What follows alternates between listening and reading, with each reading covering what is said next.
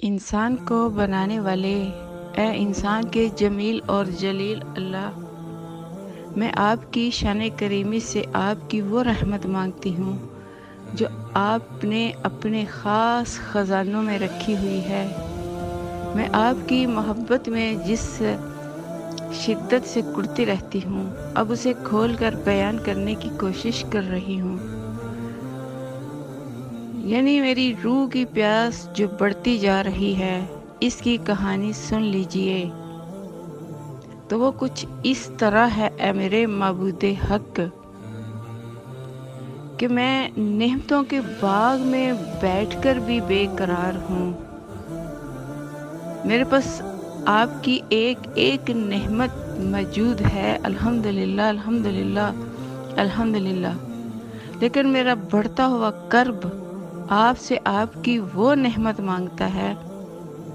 جس کو نہ پا کر انسان عمیق ترین اندھیروں میں ٹکرے مار رہا ہے۔ وہ نعمت دین کی ہدایت اور دین حق کا نور ہے۔ اے میری ہدایت کے بادشاہ، بے سکونی کے سمندروں میں ڈوبی ہوئی انسانی جان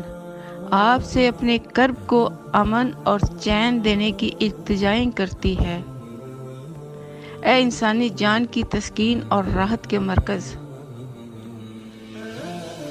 دین حق کا نور نہ ملنے سے انسان سب کچھ پا کر بھی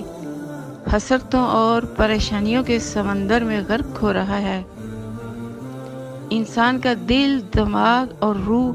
اندر سے اس قدر تنہا اور خالی خالی ہیں کہ میری محدود عقل اس کا اظہار بھی نہیں کر سکتی۔ اگرچہ میں محسوس کرتی ہوں، مگر میرے پاس وہ انمول الفاظ ہی نہیں ہیں جن سے میں انسانی جان کا کرب بتا سکوں۔ آج سائنسی عروج کا زمانہ ہے، بے حد آسائشوں کو پا کر بھی انسان کی پریشانیاں کم نہیں ہو رہی۔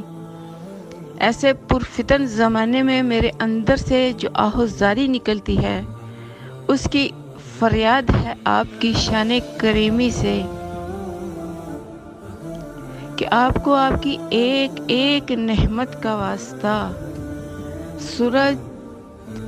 چاند، ستاروں کا واسطہ، ساتوں زمینوں ساتوں آسمانوں کا واسطہ، پہاڑوں کا واسطہ، سارے کے سارے سوکھے ہرے درختوں کا واسطہ، درختوں کی جڑوں کا واسطہ، درختوں کی ٹہنیوں، درختوں کے پتوں کا واسطہ، مختصر یہ کہ آپ کو میرے تھکے ہارے وجود اور غم زدہ روح کا واسطہ، اور پھر سارے فرشتے، سارے جنات کا واسطہ، ہم سب انسانوں سے جو آپ کے حکم کا جمال ہیں، ہم سے محبت اور دوستی کر کے ہمیں من چاہی زندگی کے کرب سے نکال لیجئے، اپنی اطاعت اور غلامی کی رسی باندھ دیجئے کہ آپ کی غلامی میں جو امن ہے وہ کسی جنت میں بھی نہیں ہے۔ اے ہم سب انسانوں کے جانی اور قلبی محبوب،